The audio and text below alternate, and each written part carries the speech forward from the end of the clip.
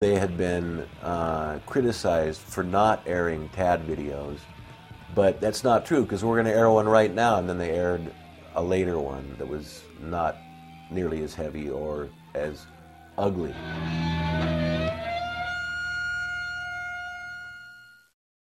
And my boss was like, yeah, Tad ripped out the urinal out of the wall. Damn it. And I was like, somebody ripped a urinal out of a wall? And I was like, Tad? Who's Tad? Does he work here? He's the rock lord and master. He really is. Everybody respects him as a musician. He's a musical genius. He studied classical percussion and mastered musical theory, so that when it came to playing rock drums, it was like stealing candy from a baby. People who are fans of the band and don't know him at all, might be surprised to know that he is hardly the scary, insane guy that he portrays himself to be. And he's like one of the sweetest, funniest, kindest people I've ever met. When I finally got to meet him, he said something like, hi, my name is Thomas Doyle. Nice to meet you. And he was like the nicest dude I ever met in my life. I couldn't imagine that he was the urinal destroyer, that I heard about. Well, when Tad comes at you and speaks to you for the first time, and you don't know what to expect, if he's angry, he really tells you what's on his mind. But the big thing about Tad is he's a huggy bear. He's a real pussycat. And if you get to know Ted, you basically you're dealing with one of the nicest guys you'll ever meet in your life. I can't think of one person, and I'm not saying this as simply as a bump, but in 20 years, I can't think of anyone who had a personal criticism of the guy. Is someone that everyone always loved. And every band had its asshole, I might have been that guy for a bit, who knows. I think our band kind of rotated the asshole, but no, Tad wasn't that.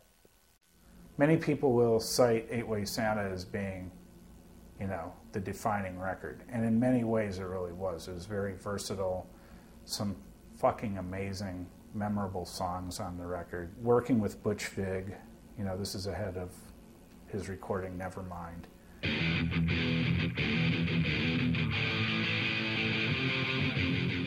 So it's a great sounding record. The band's very confident. There was a lot of internal distress during the recording of that record. I know that record led to the ultimate,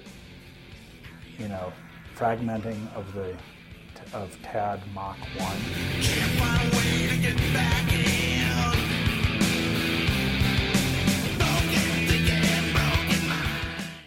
We knew we had some really good songs, and we'd really gotten our legs together, and we knew how each other were playing. And this was Steve's last record. He was, I think, not fully satisfied with the direction the band was going in, but I don't think he really knew what direction he wanted to go in himself. He was not cooperative and didn't want to play at certain times of the day, and it actually came down to a point where we had to get some things done. And I said, "Okay, Steve, I'm going to play drums then." Tad had a very set idea of how he wanted the drums to be. He really wanted Steve to lay down a solid foundation, and that was it.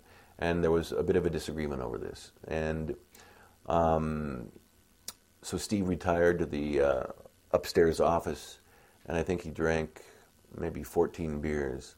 And he came down, and in one take, he played the drum part perfectly, just the way Tad wanted.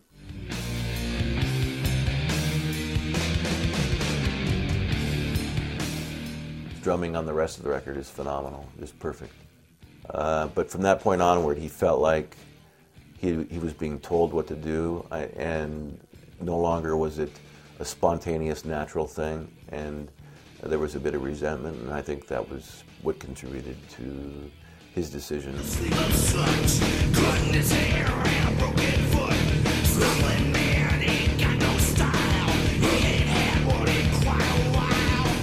Well, we had just got done recording it in Madison, and I pretty much made my mind up at that point. Don't remember why. But when we got back, I did, take the picture in the back of the album at the Puyallup Fair, and that was it. I'm done. Yeah, little vans and stuff. And I just missed home too much, I guess. If you're out on the road and you're away from home and, you don't have the same bed every night, the comforts that most people enjoy, it can get to you. For that record, we'd been playing together, and that's, we're starting to get that, that psychic thing that was happening, the unspoken musical feel. We're writing together as a unit. It was really a good special time for the band. And it was before a lot of the craziness went on with the major label feeding frenzy in Seattle. And it was good, and it was innocent, and it was honest and pure, and it was fun.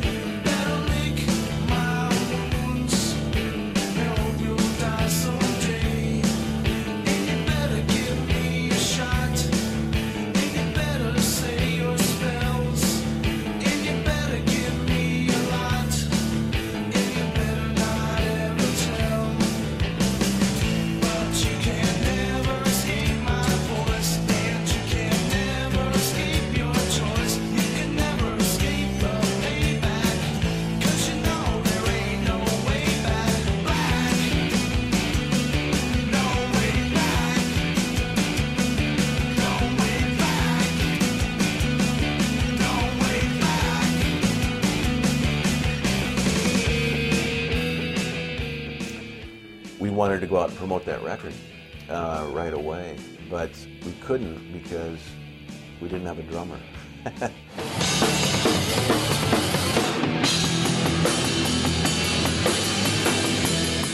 So we did touring with him for 8-Way Santa.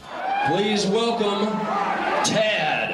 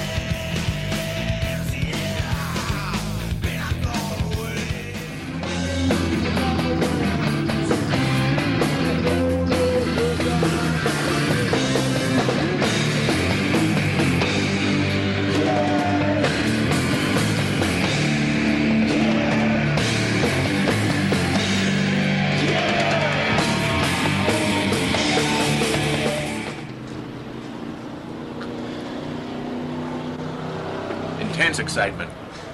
That's what it's all about.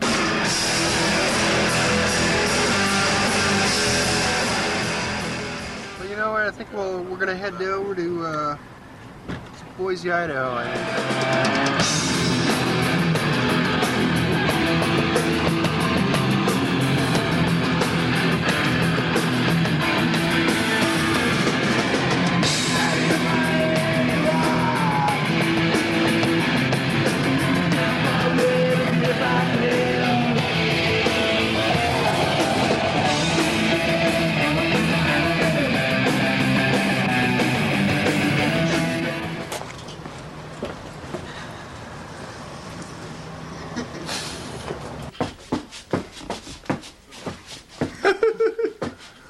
Man, that's beautiful.